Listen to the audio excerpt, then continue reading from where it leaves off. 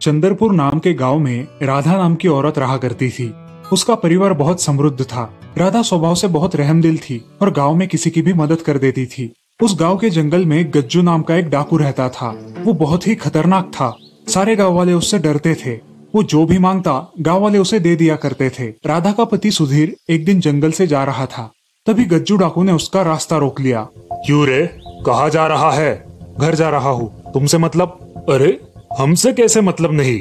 हम तो तुम्हारी जान के बदले में तुमसे कुछ मांग रहे हैं। घर जाकर 1 लाख रुपया लेकर आओ। 1 लाख रुपया? कितना होता है पता भी है? पता नहीं तो आप देंगे ना, तब गिन के पता कर लेंगे।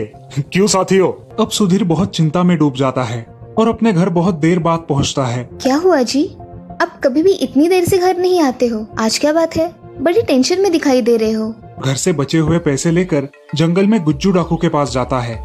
वो पैसे उसके हवाले कर देता है।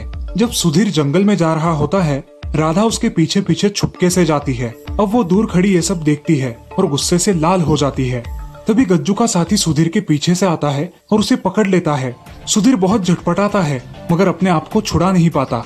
तभी राधा बीच में आती है और अपने साथ लाया डंडा लेकर उस आदमी के सिर पर जोर से मारती है। ये सब देखकर गज्जू और उसके साथी बहुत गुस्सा हो जाते हैं और सुधीर और राधा दोनों की हत्या कर देते हैं। वे उनकी लाशों को घने जंगल में फेंक देते हैं।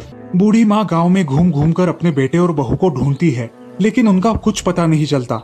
इधर जंगल में राधा एक चुड़ैल में परिवर्तित हो जाती है। धीरे धीरे चुड़ैल ने प्रतिदिन गज्जू के एक एक साथी को मारना शुरू किया। इस बात को लेकर अब गज्जू के साथी डर गए थे। अब डाकू और उसके साथी गांव में चले जाते हैं और स्कूल के बच्चों को अगवा करके जंगल ले आते हैं। अब वो चुड़ैल उन बच्चों को देखने उस झोपड़ी के पास चली जाती है और वहाँ देखती है तो उसकी बेटी भी उन अगवा की हुई लड़कियों में होती है। भी चुड़ैल सास के सामने आ जाती है और सास उसे देखकर रोने लगती है। माँ, मैं राधा, मुझे और आपके बेटे को इस गज्जू डाकू ने मार डाला और उस जंगल में फेंक दिया, और अब मेरी बेटी को भी उसने अगवा कर लिया है और उसके साथ गांव की और लड़कियां भी अगवा की है उसने। मैं उसे सबक सिखाऊंगी, मगर मुझे आपकी मदद चाहिए। कैसी मदद राधा? माँ जी, आपको गांव जाकर सरपंच जी और गांव के कुछ लोगों को साथ लेकर आना होगा और पुलिस को भी बुलाना होगा। और उसी रात गांव वालों को लेकर राधा उस जंगल में जाती है। सारे डाकू सो रहे होते हैं। कहाँ है डाकू? वहाँ उन घनी झाड़ियों के बीच में। तभी पुलिस आ जाती है। अब पुलिस के साथ साथ सरपंच, राधा और गांव वाले जंगल में इधर उधर फैल जाते हैं। कहाँ बच के जाओगे अब? आया ना उठ पहाड़ के नीचे। राधा उसके सामने आ जाती है। उसको वहाँ देख गज्जू बहुत डर जाता है और भागने लगता है। चुड़ैल उसके पीछे भागकर उसे धक्का देकर गिरा देती है। अरे अरे छोड़ दो चुड़ैल, मैंने तुम्हारा क्या बिगाड़ा है? तुमने मुझे मारा और पूछते हो कि क्या बिगाड़ा है? मेरा परिवार बर्बाद कर दिया है। अब मैं तुम्हें नहीं छोड़ूंगी। तुम इसे मत मारो, इसे कानून सजा देगी।